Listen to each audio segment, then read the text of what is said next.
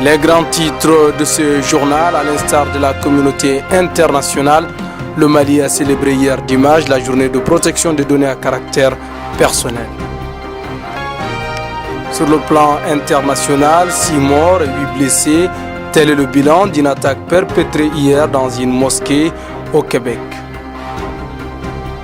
Et dans la fin de ce journal, nous vous donnerons les résultats des quarts de finale de la Coupe africaine des Nations Gabon 2017.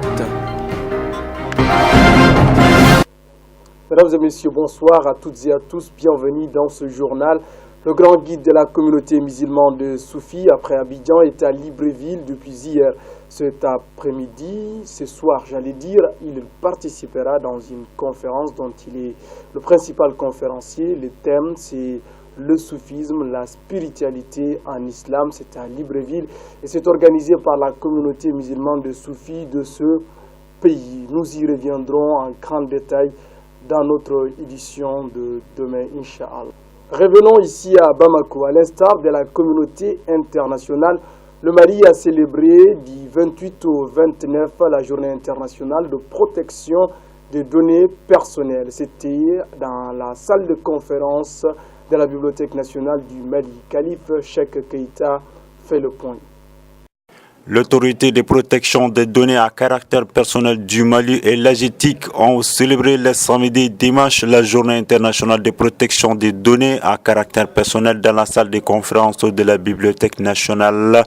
La deuxième fête nationale avait deux thèmes: la protection des données personnelles au Mali et l'état de la protection des données personnelles dans le cadre de l'administration malienne. Le président de la PDP, Omarou Aga Mohamed Ibrahim Haïdara, a informé que son organe a recueilli une trentaine de plaintes de Maliens, victimes d'autres Maliens qui ont violé le caractère sacré de leurs données personnelles. La cérémonie se tenue dans un cadre d'une vidéoconférence entre Bamako, Kay et Sikassou. Toujours ici à Bamako, le parti Yéléma a tenu hier dimanche sa troisième conférence nationale au Centre international de conférence de Bamako. Était sur place pour la télévision Anwar Abdraman Baba Kouyaté. Suivons ce qu'il a pu retenir sur place. C'est le CICB qui a abrité hier les travaux de la troisième conférence nationale du parti Yéléma. Les partisans de Moussa Mara sont sortis massivement pour cette occasion. Dans son discours à l'Assemblée, le leader et père fondateur du parti Vert Jaune a réitéré le soutien de leur formation politique au chef de l'État, son Excellence Ibrahim Boubacar Keïta. Cette troisième rencontre s'inscrit dans le cadre de la formation et de l'accompagnement des nouveaux élus du parti. À l'issue des élections municipales de novembre 2016, le Yéléma a remporté 15 postes de maire, dont la commune 4 et Mopti qu'il a conservé. Le parti a enregistré 415 conseillers municipaux.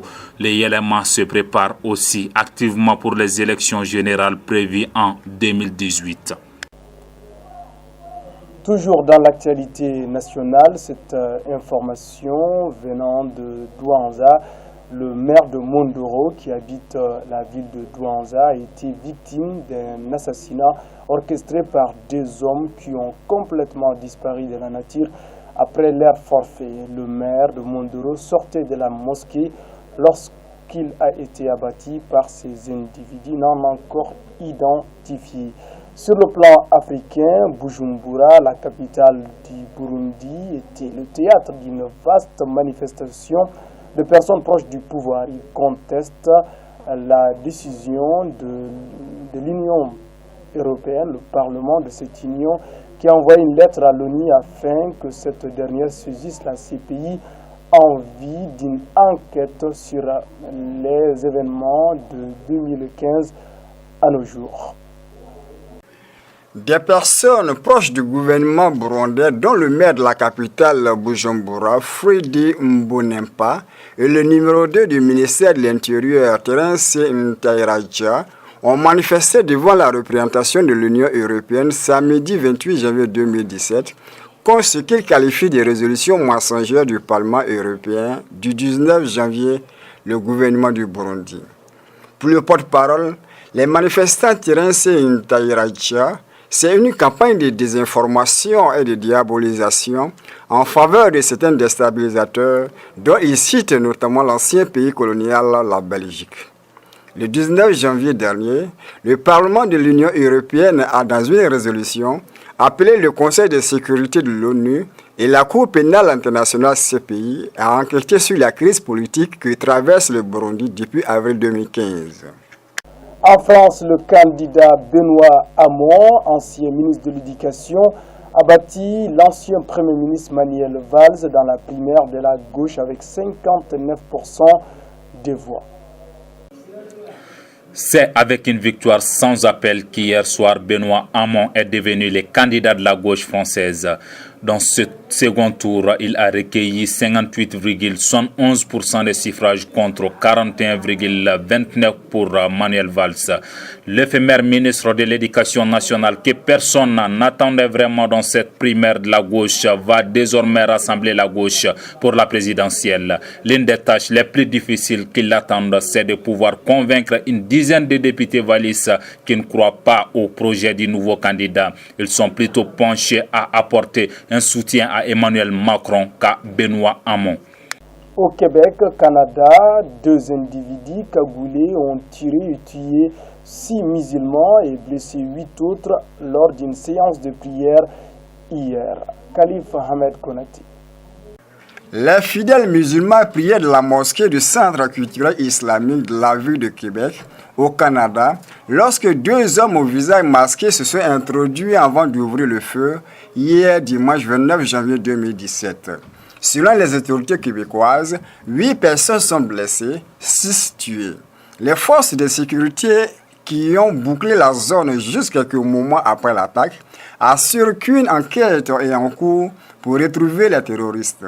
Le Premier ministre canadien Justin Trudeau, dans un communiqué aujourd'hui, a exprimé ses sincères condoléances aux familles et aux amis des personnes décédées et a souhaité un prompt rétablissement à ceux qui ont été blessés.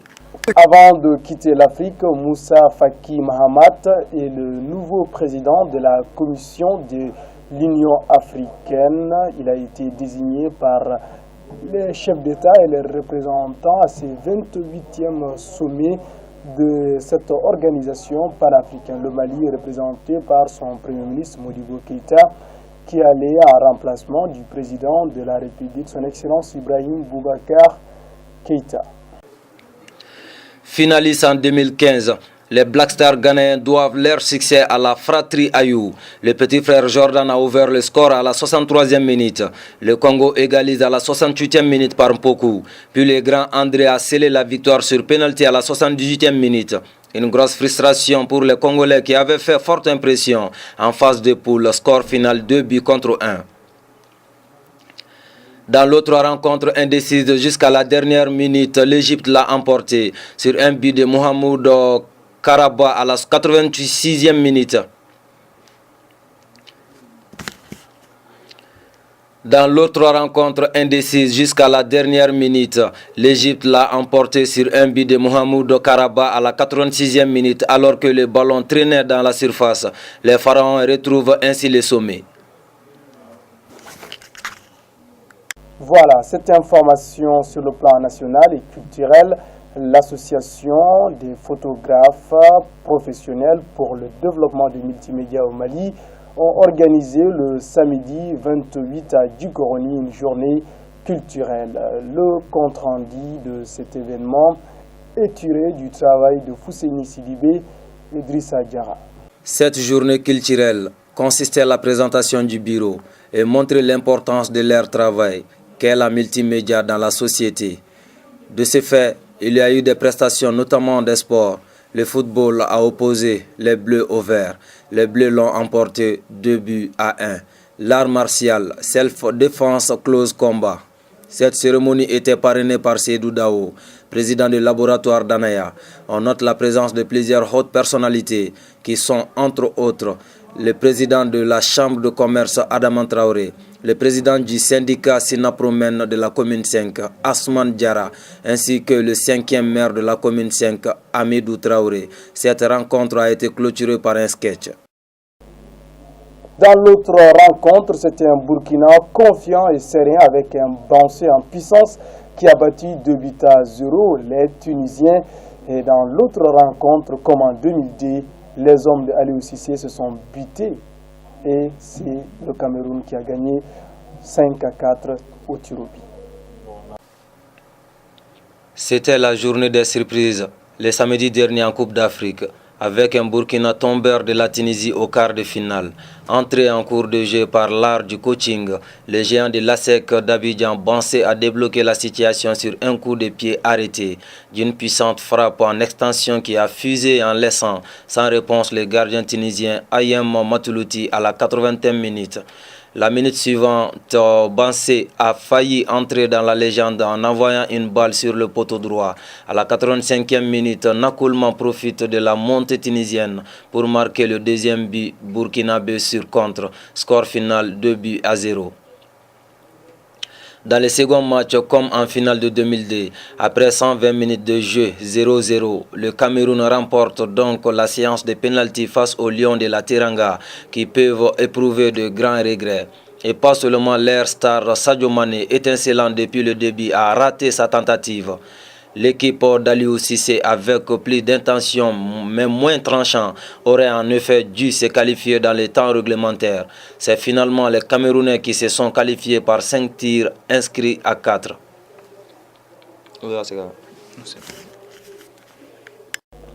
Avant de refermer ce journal, parlons de cette information handballistique. Les Français ont bâti la Norvège 33-26 dans leur Coupe du Monde qu'ils remportent pour une 6e fois, ce qui fait de la France l'un des ténors de l'histoire du handball. Mesdames et messieurs, les ténors, c'est également la rédaction qui vous prépare ce journal tous les jours.